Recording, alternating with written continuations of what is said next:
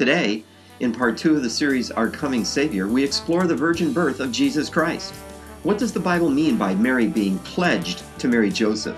How did the angel overcome Mary's doubts and fears regarding the foretold virgin birth? And how were Joseph's fears overcome when he learned about his role in the coming of the Christ? Here's Pastor Seth. Today we're going to talk about the virgin birth. And one of the things that's so amazing to me about the virgin birth, maybe your mind has already tried to wrap itself around, how does that happen biologically? Let me give you a quick clue. Don't try to do that. You'll be sitting here, and in 35 minutes, you'll still be asking the same question. The virgin birth isn't really meant to help us understand how this happened biologically, so much as it's to give us an indication or a sign about the identity of the baby who is born. That's an important thing to remember as we look at this. Now, reading back through Mary and being pregnant and traveling 90 miles, we don't know if she walked or if she was on donkey, but at 8.5 months pregnant. I remember how life was in our home when Mindy was pregnant with our 3. The virgin birth is mainly talked about in Matthew, where we hear Joseph's story, and Luke, where we hear Mary's story. But John also gives us kind of the big picture of the virgin birth. John chapter 1, he begins his gospel, the prologue. In the beginning was the Word, and in the Greek language, the word logos means the meaning or the purpose, or in Greek philosophy, the central idea of life, that which ties all of life together. So what John does is he is introducing Jesus Christ in a way that would answer the question of the Greek philosophers. In the beginning was the Word, and the Word was with God. So if you're a Greek philosopher reading this, you're thinking, wow, whatever this principle is, with God. And the Word was God. Not just some force, but God. He, now a personality, is in the beginning with God, pre-existent deity. And then the next verse, verse 14, we got down to, and the Word became flesh. God himself took on flesh and dwelt among us full of grace and glory. We have beheld his glory as of the only Son from the Father. Now, sometimes you hear Christians talk about, the Jesus that I feel in my heart, or I feel close to Jesus, and there's a place for that, not diminishing that at all. But what the incarnation tells us is that we are dealing with more than just sort of a phantom feeling inside, or an emotional feeling, but we are dealing with history, geography. He was born in Palestine. We got to go there a few years ago, and the little town of Bethlehem, and got to see one of the places they think that he might have been born. Geography. You read the story we're going to read, and there's politics involved. There's a census across the Roman Empire that's given. There's economics, a very poor couple with almost nothing. And the idea is that the Jesus who comes to take on flesh comes into the same kind of world back then that we have here today. Geography, geopolitical messes, economic, and the history of our lives. Verse 5, the light shines in the darkness. The idea here is that there's a radical invasion of heaven into earth. Comes as one of us on a rescue mission. Now, there are some things, as we look in our 2 passages today, that we know about Joseph's story and Mary's story. And there are some things we don't know. Neither Matthew nor Luke recorded. One of the things we don't know is when the 2 of them got together to talk, what went on there? You can sort of try to put yourself in their shoes. You're Mary. You've seen the angel Gabriel to such an extent that you know something big is afoot, and you've been told you were going to be pregnant, and you've not been sexually active. You are engaged to Joseph. You've not been sexually active with him. You're going to be pregnant, and then the identity of the son is something no woman ever thinks about. And then the angel leaves and you think, how am I going to tell the one I'm engaged to? And then you're Joseph and you sit down with Mary and she tells you a story of seeing the angel Gabriel. And she tells you about being pregnant and going to have a son. And she tells you the identity of the son to be born. If you're in those shoes, what are you thinking? All right, let's look at Luke. Chapter 1, verse 26. We'll look at Mary's side of this. In the 6th month, God sent the angel Gabriel to Nazareth, a town in Galilee, to a virgin pledged to be married to a man named Joseph, a descendant of David. The virgin's name was Mary. Now, to be betrothed or pledged in that day was different than being engaged in our day. Betrothed or promised in that day, pledged, was engagement plus the legal aspect of being married. They weren't living together yet. They weren't sexually active yet. They weren't the home yet. But legally, they were a couple, so that if you divorced from being pledged together, it would be similar to our divorce today. The angel went to her, verse 28, and said, "Greetings, you who are highly favored, the Lord is with you." Mary was greatly troubled at his words and wondered what kind of greeting this might be. But the angel said to her, "Do not be afraid, Mary. You have found favor with God. You will be with child and give birth to a son, and you are to give him the name Jesus. He will be great and will be called the Son of the Most High. The Lord God will give him the throne of his father David, and he will reign over the house of Jacob forever. His kingdom will never end." "How will this be?" Mary asked the angel, "since I am a virgin?" The angel answered, "The Holy Spirit will come upon you. The power of the Most High will overshadow you, so that the Holy One to be born will be called the Son of God." Now, there are some things that this doesn't mean right here. It doesn't mean that Jesus is half God and half human being.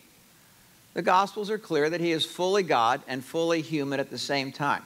How that works, that's beyond my pay grade. But the Scriptures are clear about both of that. And what this also does not mean is that the Holy Spirit is the Father, or that God the Father is the Father, as we like to think of this, the Father of a conception. If your mind is completely rattled at this point, rather than think about this biologically, think about this in terms of Genesis 1 and 2 about the creation account. God spoke his word and life came to be. This is a closer analogy to the virgin birth than something you're trying to think of biologically. And then, even as if to anticipate Mary's question, the angel gives another example of something that you would have thought was humanly impossible, or at least Mary would have thought that.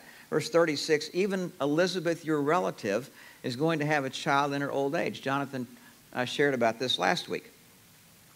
"She who is said to be barren is in her 6th month."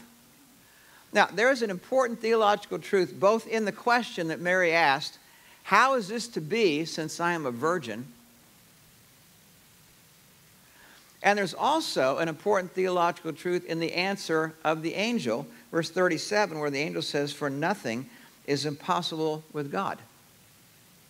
We're dealing in the realm of something outside of human possibility that has nothing to do with biology. Now, if you try to put yourself in Mary's shoes, I tried to do that this week, but I found that to be a sort of a hopeless enterprise. But I did think of sort of 3 bombshells that just sort of came her way. One was just being visited by the angel Gabriel. You know, I've been studying the Bible for over 40 years. Angels don't show up that much. That's a pretty rare thing. I've never had an angel show up to me. I don't know very many people that would say that that's happened to them. This is a rare occurrence. And if it happens to somebody like Mary, and the angel identifies himself as Gabriel, how do you wrap your head around that? That's a pretty big bombshell. Who do you tell?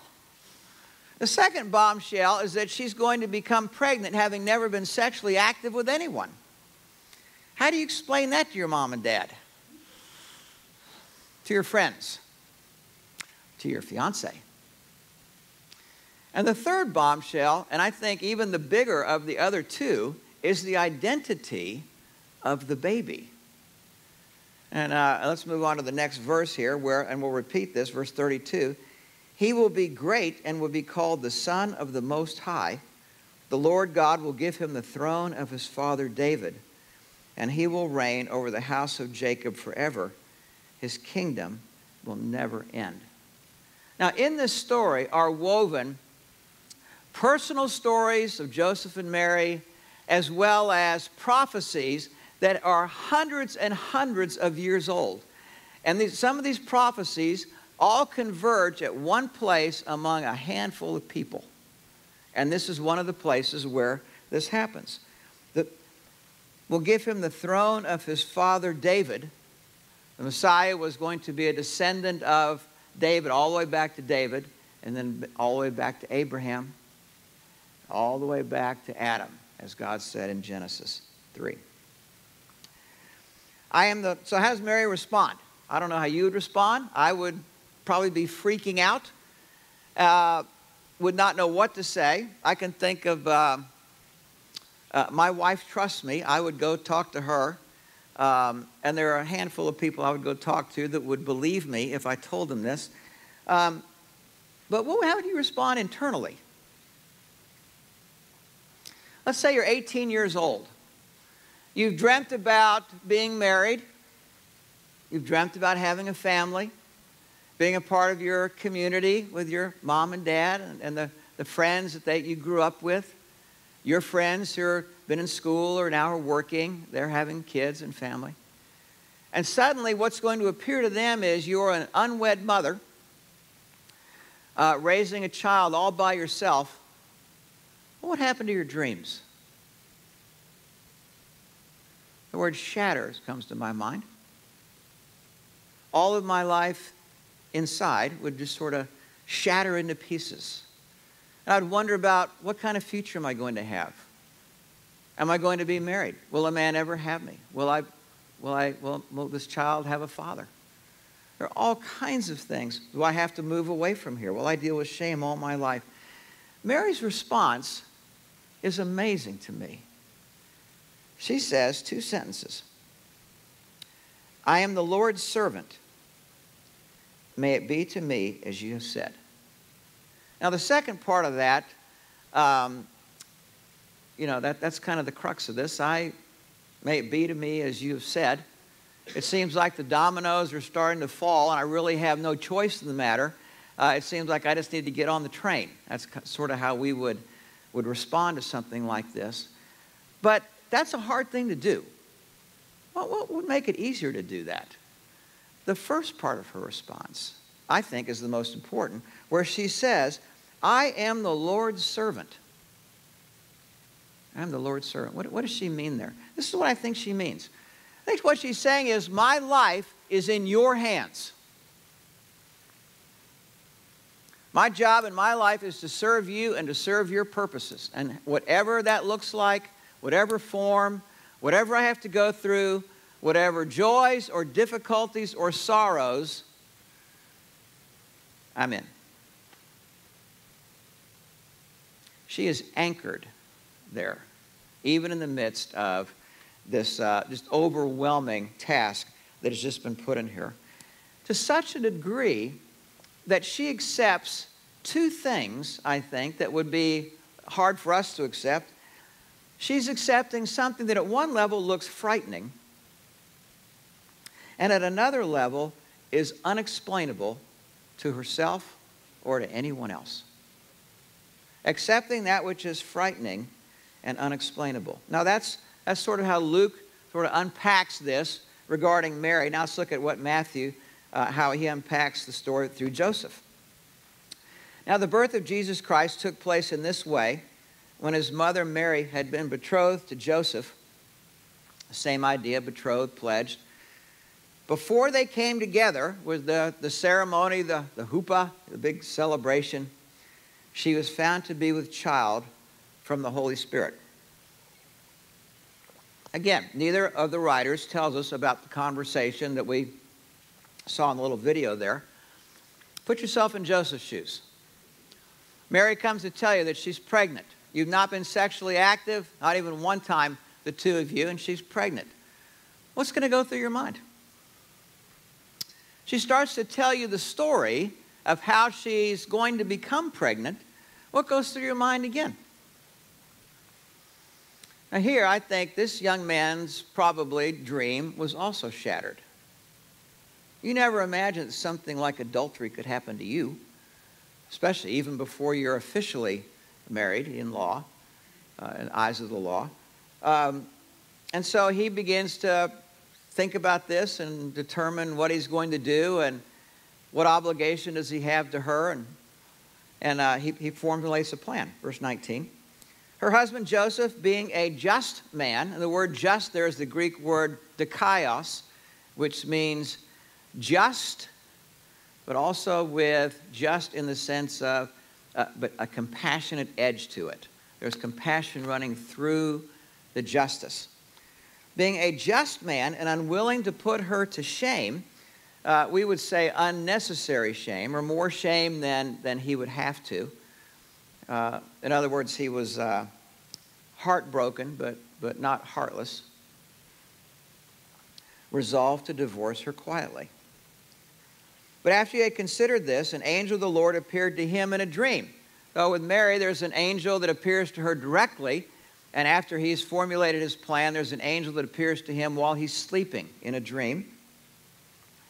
The angel in the dream said, Joseph, son of David, do not be afraid to take Mary home as your wife, because what is conceived in her is from the Holy Spirit.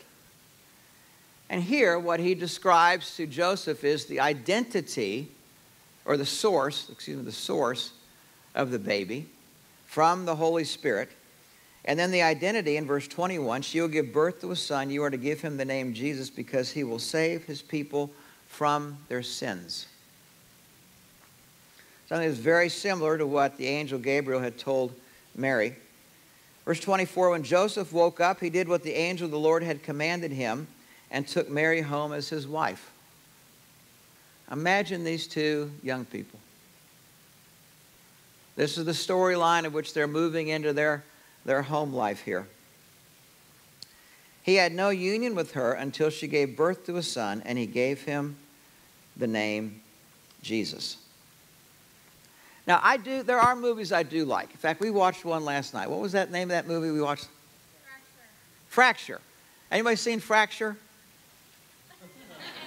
Okay, 4 of us. Man, if you like mysteries, you got to see. Did you like it? Oh, man, it's a great movie. Anthony Hopkins. I didn't need to go on all that. It's a great movie. How many times have we seen that? Half a dozen times? Probably.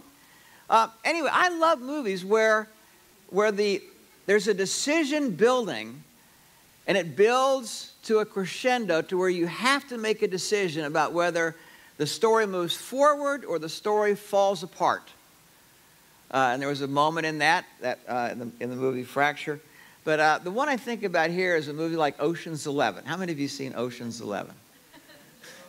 You know, I'm learning a lot about our church this morning. Some things I wish I didn't know. All right, well, I've seen Ocean's 11 too. Okay. So there comes a time when Danny Ocean brings all the players together and he's telling them what they're going to do. And there's that moment of decision where he says, either you're in or you're out. You're in or you're out. And there comes that moment where all the guys decide, we're in. We're in.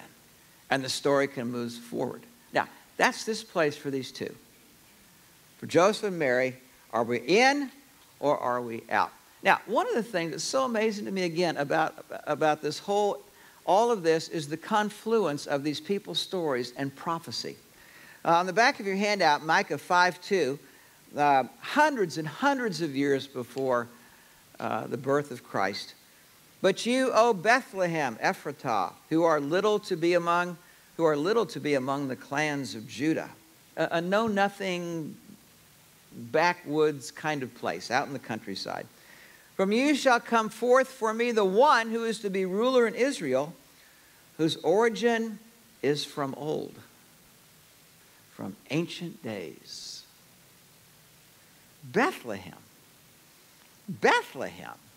Why in the world would the Son of God be born in a place like Bethlehem? That's what the prophecy says. One of several hundred prophecies about the coming of Messiah. Now, this little town comes into place with both Joseph and Mary. In both of these illustrations we looked at today, and Zechariah, which Jonathan talked about last week, and the shepherds, where we had the visit of the shepherd last week, hearing the story from the angels. In all four of these people, one of the common elements is, do not be afraid. Do not be afraid. And I just imagine, what if Zechariah had heard the story about that Elizabeth, his aged wife who was barren, is going to have a child, and they were to name him John instead of the family name Zechariah? What if he lived in fear? What if he didn't obey what God told him to do? How would that have played out in the story of the fellow we know as John the Baptist, the forerunner? If the angels had feared and not run over to Bethlehem to see the baby in the middle of the night, how would the story have played out there? They talked to Mary. They told her the story. It was in Bethlehem, just like the prophets of old had said. What if Joseph had feared and gone ahead and divorced his wife? When it was time for the census, she probably would not have gone to Bethlehem. And if she had lived in fear, she probably would have gone to stay. She did go to visit Elizabeth, her relative, but she probably would have stayed there and had the baby there and not delivered the boy in Bethlehem. In all four of these stories, the do not fear part, on a human level, and the obedience of which all four of these folks obey, come right into the sovereign move of prophecy to this particular point at which the baby is born. And Matthew records this. All this took place to fulfill what the Lord had spoken by the prophet. And now he brings another prophecy into this. The virgin shall conceive and bear a son, and they shall call his name Emmanuel, which means God with us. And here he refers back to Isaiah 7:14, written hundreds and hundreds of years, probably 700 or 800 years before the time of Christ. The Lord himself will give you a sign, like, hello, watch this, don't miss this one. This is unusual. A virgin shall conceive and bear a son, and you shall call his name Emmanuel, which in the Hebrew means God with us. This is what we celebrate at Christmas. That God has left heaven and come here with us. And he tells us in whatever situations that we may find ourselves in, whether it be like Zechariah or the heartbreak of barrenness like Elizabeth, or shattered dreams of Mary and Joseph, or to even unimportant shepherds, do not fear. I am with you. Do not fear. I am with you. Do not be afraid. Emmanuel has come, and he is here. One of the last things Jesus told his disciples was, behold, I am with you always, even to the close of the age. Emmanuel. Here. And if you're a Christian, living in you. Do not be afraid. The time was the late 1800s. The place was West Virginia, a coal mine. There was a family of, I think there were 7 children. The oldest was 15. It was a very poor family. And the father worked the coal mine, a dirty, dusty, tough job. And the oldest son was about 14 and decided that he needed also to work the coal mine to help provide enough money to feed the family. So he quit school, He joined the same coal company that his father worked at. And on the first day of the job, they gave him the toughest job nobody wanted. And that was he was supposed to walk down through all the dark tunnels inside the mountain, down to the place where they were mining the coal, and then loading the coal and putting it in these wagons or these little rail trains, however you'd like to think of that. And then he had to lead the donkey back up through the mountain, through mostly dark tunnels, with a load of coal in this little wagon. Now, the place was scary enough, just in the darkness and the blackness of this event. But the thing that was the most fearful about it, and why nobody else wanted this job, was because if you heard the word runaway, what you knew is one of these little tram cars had somehow been cut loose from its driver or the donkey and was hurtling its way down. And there were many, the fellows that died the most were from runaway cars. So this little 14, 15-year-old kid was given this assignment. He takes his donkey that he's given, his little tram car, and he's walking down in the midst of this darkness, down through these tunnels, and he's just scared out of his mind. He gets down to where they're mining the coal, and they load the coal into his car, and he takes the donkey, puts it on the other end, and he starts to leave. He leaves the part that's lighted, and now he's in the darkness going up. And he keeps thinking about this runaway. Runaway. What if he hears the word runaway? What's he going to do? And he's heard about the men who've been crushed to death by this unseen force that suddenly just blows them away. And as he's making his way up the mountain in the tunnel, in the darkness, the blackness, he gets to the place where he'd been told is the worst of the place, where several different all come together at one place.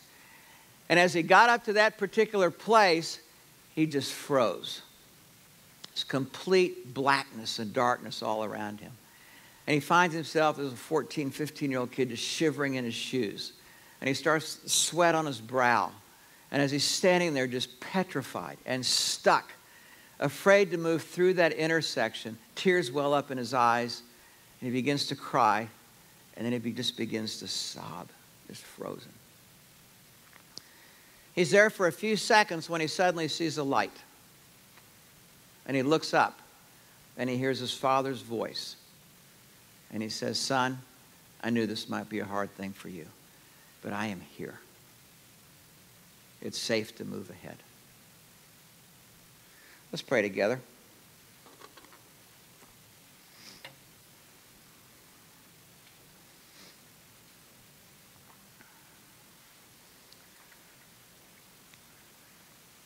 Father, as we think about the virgin birth, it does tell us all the different aspects of the announcement of the baby, the source of the baby, the identity of the baby, the prophetic words of the baby, and the fulfillments of prophecy. All find their conclusion right here in a little town called Bethlehem. That tell us that God has invaded our world, has come in flesh, veiled in flesh, the Godhead see. We thank you that you have come to this dark world, this place of black tunnels, that you have shined a light, not just outwardly, but mostly in our hearts. That you have, through Jesus Christ, made us alive in him and shine the light of Christ in our hearts. To where no matter when life becomes frightening or unexplainable, that because you are with us, we can be anchored and we can utter the same words Mary uttered. I am the Lord's servant. May it be to you. May it be to me as you have said.